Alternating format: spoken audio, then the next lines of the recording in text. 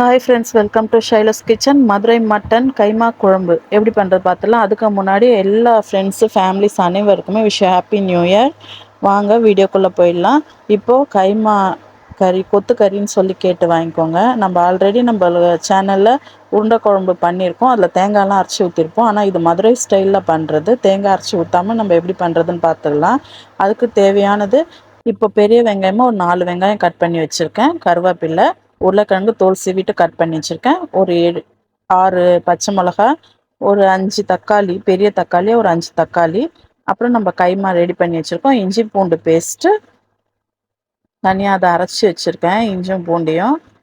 அது தேவைக்கேற்ப இப்போ பிரிஞ்சி இலை, கிராம்பு 3, சோம்பு கொஞ்சம், கல்பாசி, பட்டை 2.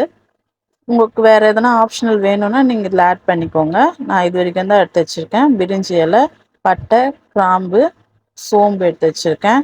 இப்போ நான் இந்த பிரிஞ்சி இலையை போட்டுட்டு அதுக்கப்புறம் லாஸ்ட்டாக எடுத்துருவேன். கொத்தமல்லி, இஞ்சி பூண்டு பேஸ்ட்டு, கைமாக்கு கறி வாங்கி வச்சுருக்கேன், மட்டனு, வெங்காயம், தக்காளி, பச்சை மிளகா, உருளைக்கிழங்கு, கருவேப்பில்லை.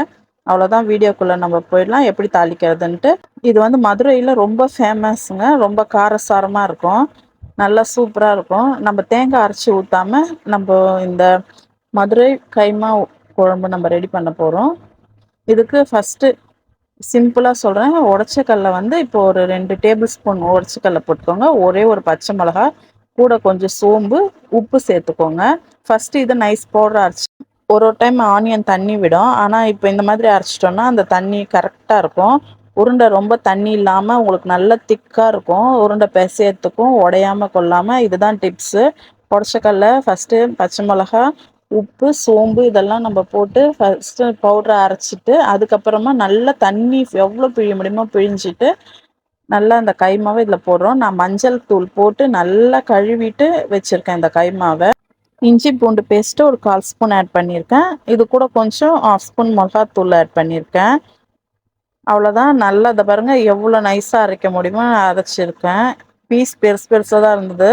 கைமா ஓரளவுக்கு மீடியமாக, ஆனால் எவ்வளோ சாஃப்டாக இதில் வந்துடுச்சு பார்த்துக்கோங்க. அதே மாதிரி செகண்டாக பார்ட்டாக எடுத்து வச்சுருக்கேன். அதே சேம் ப்ராசஸ் தான். உடச்சக்கல்ல, ஒரு பச்சை மிளகா, சோம்பு, உப்பு சேர்த்துருக்கோம். இப்போ கறியை தண்ணி பிழிஞ்சிட்டு ஆட் பண்ணிக்கலாம். அதுக்கு முன்னாடி வெங்காயம் போட்டு நைஸ் பவுடராக அரைச்சிட்டு அதுக்கப்புறமா இப்போது தண்ணி பிழிஞ்சு அந்த கைமாவை இதோடு ஆட் பண்ணி இஞ்சி பூண்டு பேஸ்ட் ஆட் பண்ணிவிட்டு 1/2 ஸ்பூன் மிளகாத்தூள் போட்டு நல்லா அது காரம் சூப்பராக இறங்கிடும். நல்லா மேஷ் பண்ணியிருக்கு. ரொம்ப தண்ணியாக இல்லாமல் கரெக்டாக இருக்குது பாருங்கள். இப்போ இதில் கிண்ணத்தில் ஃபுல்லாக கறி ஒட்டியிருக்கோம். அதோடு நல்லா தண்ணியை ஊற்றிட்டு கொஞ்சம் உடச்சக்கல்ல பவுடர் இருந்தாலும் ஒரு ஸ்பூன் சேர்த்துக்கோங்க. இல்லை, நான் அதை அரைச்ச தண்ணி மட்டும் எடுத்து வச்சுருக்கேன். இப்போ கடாயை காஞ்சிடுச்சு. இதில் ஆயிலில் நான் எடுத்து வச்சுருந்த பட்டை, கிராம்பு, கல்பாசி, பிரிஞ்சி இலை எல்லாம் சேர்த்து நல்லா கோல்டன் ப்ரௌன் ஆகிற டைமில் இந்த வெங்காயம் போட்டு கருவேப்பிலை எல்லாத்தையும் சேர்த்து நல்லா வதக்கிக்கலாம். இதில் வெங்காயம் தக்காளியெல்லாம் நல்லா வதங்கணும். நல்லா கோல்டன் ப்ரௌன் ஆகி நல்லா உங்களுக்கு எவ்வளோ இதுக்கு வதங்குதோ அந்த அளவுக்கு நம்மளுக்கு குழம்பு திக்னஸ் கிடைக்கும். நல்லா இப்போது இது கூட உருளைக்கிழங்கு, பச்சை மிளகா ஃபஸ்ட்டு சேர்த்துக்கிறேன். நான் ஒரு 5 பச்சை மிளகா எடுத்து வச்சுருந்தேன். அந்த 5 பச்சை மிளகா சேர்த்தாச்சு. அதுக்கு தேவையான அளவு உப்பு சேர்த்துக்கலாம். இது கூட இஞ்சி பூண்டு பேஸ்ட் ஆட் பண்ணிக்கலாம். இதை நல்லா இப்போது அந்த பச்சை வாசனை போக, இஞ்சி பூண்டு அந்த ஸ்மெல்லு, ஸ்மெல் எல்லாம் போகிற அளவுக்கு நல்லா சூப்பராக நீங்கள் எந்த அளவுக்கு உங்களால் வதக்க முடியுமோ நல்லா வெங்காயம்லாம் ஃபுல்லாக நல்லா வதங்கினதுக்கப்புறமா இப்போ இந்த உருளைக்கிழங்கு சேர்த்துடலாம். இதையும் ஒரு வதக்கி எடுத்துப்போம். கலர் நல்லா சேஞ்ச் ஆகுது பாருங்கள். நல்லா கோல்டன் ப்ரௌனாக சேஞ்ச் ஆனோடனே இப்போ இந்த தக்காளி ஒரு 5 பெரிய தக்காளி கட் பண்ணி வச்சுருக்கேன். இது வெங்காயம் தக்காளி அதிகமாக சேர்த்தா தான் உங்களுக்கு தேங்காய் போடாமல் நல்ல திக்கான நம்ம குழம்பு கிடைக்கும். அதுவும் நல்ல சூப்பரான டேஸ்ட்டு. உண்மையில மதுரை ஸ்டைலில் அவ்வளோ சூப்பராக இருக்கும். இப்போ நம்ம அரைச்ச கைமாவோட கொத்தமல்லி சேர்த்துடலாம். கொத்தமல்லி சேர்த்துட்டு இப்போ நீங்கள் வெங்காயம் இதோடு சேர்த்து ஆட் பண்ணிங்கன்னா உருண்டை பிடிக்கும் போது ஷேப் வராது. இப்போ நான் அந்த மாதிரி அரைச்சிட்டு நீங்கள் ஆட் பண்ணிட்டீங்கன்னா உங்களுக்கு அந்த ரவுண்ட் ஷேப்பில் உருண்டை வர்றதுக்கு கரெக்டாக இருக்கும். உங்களுக்கு பிசையும் போது இன்னும் நல்லா கொஞ்சம் ஈஸியாக இருக்கும். ரொம்ப திக்காக அரைச்சதுனால இந்த கொத்தமல்லி லைட்டாக தண்ணி விடும்.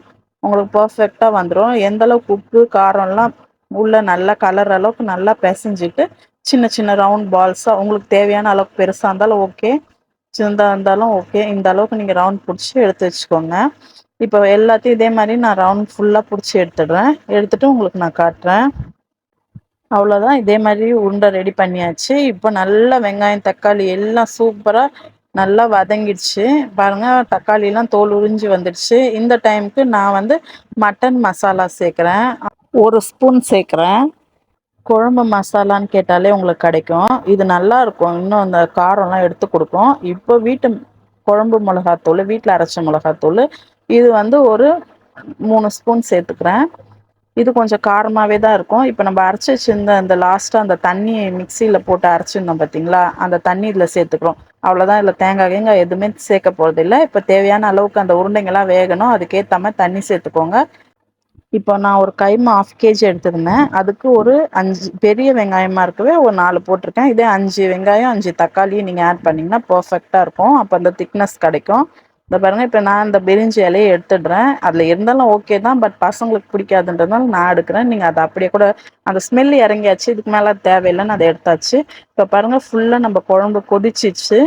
எந்த அளவுக்கு நல்லா திக் வருது பாருங்க. இது கொதிக்க கொதிக்க நல்லா திக்னஸ் வந்துடும். இந்த டைமுக்கு நம்ம உருண்டைங்களை ஒன்றா போடலாம். இப்போ தீ கம்மி பண்ணி வச்சுட்டு இப்போ ஒரு பால்ஸா ஒரு பக்கம் போட்டிங்கன்னா இன்னொரு பக்கம் படாத அளவுக்கு தள்ளி தள்ளி போடுங்க.